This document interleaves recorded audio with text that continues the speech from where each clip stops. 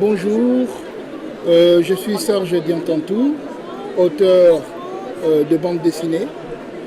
Je suis né au Congo-Kinshasa. J'ai fait les études de Beaux-Arts dans l'Académie de Beaux-Arts de Kinshasa et j'ai poursuivi mes études aux Arts et Métiers de Paris. Et j'ai travaillé dans l'audiovisuel, notamment dans la télévision et dans le cinéma. Et maintenant, je suis dans la bande dessinée.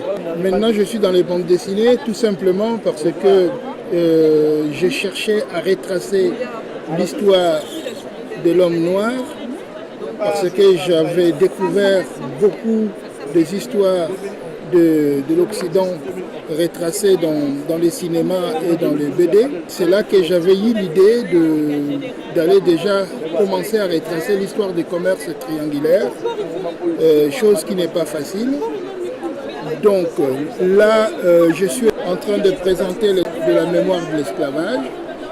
Dans ces albums, je suis en train de suivre les vrais personnages d'histoire, tout en respectant les vraies dates, le lieu historique.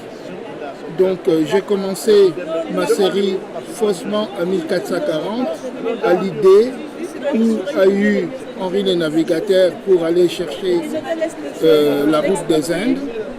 Et c'était aussi pour aller découvrir des épices qui étaient dans les Indes. Et c'est à partir de là que la canne à sucre a dû faire son apparition. Et donc quand je dis faussement en 1440, et donc l'Europe avait pris connaissance de la canne à sucre en 1295. Et donc dans ces BD, je les retrace d'une façon pédagogique.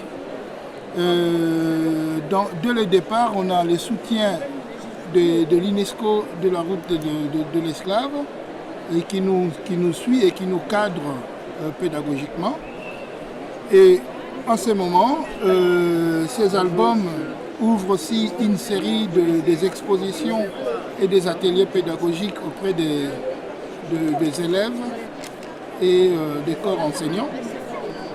Et en même temps, on les présente pour les associations et on ouvre une discussion pour que cette histoire de commerce triangulaire soit accessible à tout le monde. Pour ce qui m'a inspiré à l'écriture de la bande dessinée, déjà on voit les images qui sont associées avec les textes. Donc c'était aussi un moyen pour moi de lutter contre l'illettrisme et encourager la lecture auprès de tout le monde. Et surtout auprès des nôtres qui n'ont pas vraiment l'habitude d'avoir des bandes dessinées qui nous ressemblent. Et en allant chercher des histoires vraies, c'est aussi un moyen que j'ai trouvé dans la bande dessinée pour la jeunesse d'avoir des arguments pour échanger envers les autres, d'avoir des supports pédagogiques. Et pour terminer, je dirais que dans des histoires vraies qui nous concernent, entre guillemets, souvent c'est écrit par d'autres chercheurs ou d'autres personnes qui font juste des recherches personnelles et ils nous montrent leur position à eux historique. Et sans qu'on vienne nous demander nos sentiments à nous, que ce soit en Afrique ou aux Antilles. Et voilà, c'est pour cela que je dis retracer l'histoire en montrant ce que nous pouvons aussi dire.